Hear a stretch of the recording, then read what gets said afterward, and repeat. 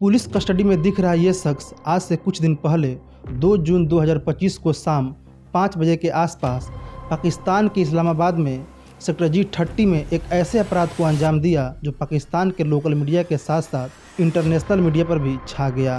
पाकिस्तान की famous social media influencer सना यूसुफ अपने घर पर मौजूद थी और उनकी मां कुछ देर पहले ही मार्केट गई हुई थी और घर पे सिर्फ सना और उसकी चाची ही मौजूद थी। इसी फिराक में घात लगाए घर के बाहर बैठा यह शख्स पिछले 8 घंटे से इसी मौके का इंतजार कर रहा था ताकि मौका मिलते ही वह घर के अंदर जा सके। शांत माहौल देखकर यह शख्स घर के अंदर दाखिल हो जाता है जहां सना की चाची घर के कामों में बेबस थी। यह शख्स पूछता है कि सना कहाँ है।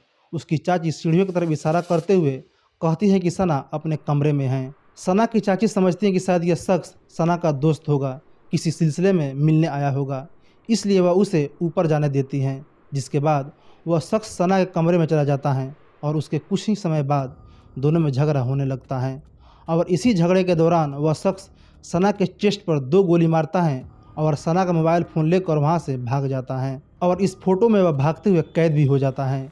गोलियों की आवाज़ सुनकर जैसे ही सना की चाची कमरे में गई तो सना खून से लथपथ फर्श पर तड़प रही थी और दर्द से चिल्ला रही थी। गोलियों की आवाज़ सुनकर आस पड़ोस भी वहाँ इकट्ठा होने लगे। तब तक सना की माँ भी वहाँ आ जाती हैं और ये सब मंजर देखकर वह एकदम से सहम जाती हैं। पड़ोसियों के द्वारा सना को फ़ौरन हॉस्पिटल ले जाया जाता है, लेकिन तब तक काफ़ी देर हो चुकी थी और सना की हंसती खेलती ज़िंदगी हमेशा हमेशा के लिए शांत हो चुकी थी। आखिर एक 17 साल की बच्ची से ऐसी क्या दुश्मनी थी जिसके चलते उसके ही घर में घुसकर उसका मर्डर कर दिया गया। ऐसा क्या हुआ कि मौत के कुछ ही घंटे बाद ये खबर पूरे पाकिस्तान में आग की तरह फैल गई और सोशल मीडिया पर लोग जस्टिस फॉर सना की मांग करने लगे। और आखिर सना के फ़ोन में ऐसा क्या था जिसे वह कातिल अपने साथ लेकर भाग गया। इस पूरे घटना को डिटेल में समझेंगे, इसलिए वीडियो में लास्ट तक बने रहिएगा क्योंकि इस केस को लेकर मीडिया पर गलत इन्फॉर्मेशन दिया गया है। 17 साल की सना यूसुफ पाकिस्तान की फेमस सोशल मीडिया इन्फ्लुएंसर थी जिसके टिकटॉक पे 1 मिलियन से ज़्यादा फॉलोअर और इंस्टा पर 7 लाख से ज़्यादा फॉलोअर्स थे। अगर आप इसकी वीडियो देखेंगे तो आपको क्लियरली पता चलेगा कि ये लड़की चित्राल का फोक म्यूजिक को एक्सप्लोर करती थी और उसको ही प्रमोट करती थी और उसी को अपने वीडियो में यूज भी करती थी। सना एक ऐसी लड़की थी जिसका कंटेंट कोई भी इंसान, किसी भी उम्र का इंसान बहुत रिस्पेक्टफुली देख सकता था। सना अधिकांश skin care, food blog video, music और ब्रांड प्रमोशन वीडियो बनाती थी। उसकी वीडियो से मोस्टली पाकिस्तान ऑडियंस रेजोनेट करती थी, इसलिए उसका सोशल मीडिया इन्फ्लुएंस काफ़ी स्ट्रॉन्ग था। पाकिस्तान डिजिटल स्पेस की राइजिंग स्टार कही जाने वाली सना को हर इंसान रिस्पेक्ट और प्यार की नज़रों से देखता था। सना का जो कंटेंट था वह सिर्फ और सिर्फ प्यार और मोहब्बत बांटने वाला कंटेंट था। सना बाई नेचर खुशमिजाज और हंसमुख मिजाज की लड़की थी।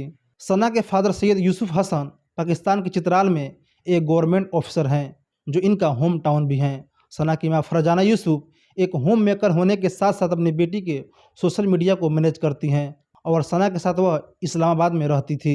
सना का सपना था डॉक्टर बनने का, जिसने लास्ट ईयर 2024 में अपना 12th कंप्लीट किया था और वह प्री मेडिकल की तैयारी में थी। उसका एक 15 साल का भाई भी था जो अपने फादर के साथ चित्राल में रहता था।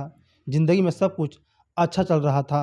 29 मई 2025 को सना का इंस्टाग्राम पर एक वीडियो पोस्ट होती है जहाँ पर वह अपना बर्थडे सेलिब्रेट कर रही थी और ये उसका 17वां बर्थडे था और यह वीडियो सना का लास्ट वीडियो था क्योंकि इसके 2-4 दिन बाद ही 2 जून को बहुत ही रस्मी तरीके से सना की मौत हो जाती है, जिसके बारे में मैंने आपको शुरू में बता दिया कि किस तरह से एक लड़का सना के घर जाकर उसको 2 गोलियां मार देता है और जिससे सना की मौत हो जाती है। लेकिन इस मौत की शुरुआत होती है आज से 1 साल पहले जब सना के इंस्टाग्राम पर एक मैसेज आता है और यह मैसेज था 22 साल की उमर हयात का। उमर हयात का सना यूसुफ से क्या संबंध था और इन दोनों के बीच कैसे कनेक्शन हुआ, यह सब जानने के लिए सबसे पहले समझते हैं उमर हयात के बैकग्राउंड के बारे में। उमर हयात अपने पिता की चौथी शादी से हुई सबसे छोटा औलाद था। उमर की माँ 2 साल पहले ही गुजर गई थी और उसके फादर एक रिटायर्ड गवर्नमेंट एम्प्लॉई थे जिन्हें पेंशन मिलती थी और उसी से उमर हयात अपनी खर्च भी चलाता था। उमर कोई काम धंधा नहीं करता था और सारा दिन आवारा गर्दी ही किया करता था। उमर को दिखावेबाजी की दुनिया में जीने की आदत थी और यही वजह थी कि उसने अपने दोस्तों से कुछ उधार लेकर अपने लिए एक आईफोन खरीदा था। इतना ही नहीं, वह दिखावे के लिए किराए पर कार लेकर आता था और इंस्टाग्राम पर कोलैब के नाम पर लड़कियों को इनवाइट करके उनके साथ टिकटॉक वीडियो बनाता था। पाकिस्तान के फैसलाबाद का रहने वाला उमर खुद को प्रॉपर्टी टाइकून बताता था और अपने को रईसी शो करने के लिए वह पोस्ट एरिया में भी जाकर वीडियो बनाता था। ऑलमोस्ट उसकी पूरी दुनिया सिर्फ झूठ पर ही टिकी हुई थी और उसकी सोशल मीडिया में जो कुछ भी नजर आ रहा था वह सच्चाई से कोसों दूर था। और सिर्फ झूठ ही नहीं बल्कि इसका नेचर इतना घटिया था कि इसके मोहल्ले वाले तक इससे परेशान रहा करते थे। उमर पेड कोलैब, फोटोशूट और म्यूजिक वीडियो के नाम पर इंस्टा पर कई लड़कियों को अप्रोच करता और उनके साथ टिकटॉक वीडियो बनाता था। और इसी तरह की एक कोलैबोरेशन के चलते उसकी मुलाकात हुई थी सना से और उसको सना पहली बार में ही पसंद आ गई थी, जिसके बाद वह सना के पीछे काफ़ी टाइम से पड़ा हुआ था। लेकिन सना उसको हमेशा ही इग्नोर कर दिया करती थी।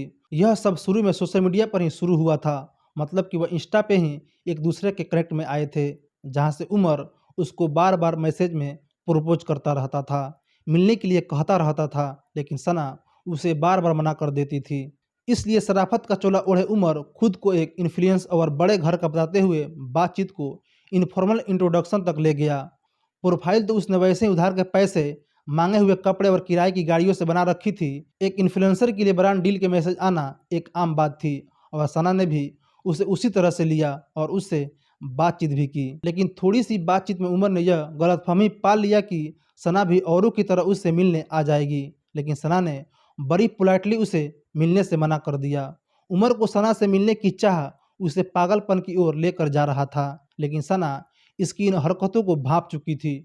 वह दिन में कई कई बार इंस्टा पर ऑडियो कॉल करता, उसे टेक्स्ट करता और बस मिलने की जिद पर अड़ा रहता, लेकिन सना ने हमेशा उसे साफ तौर पर मना किया।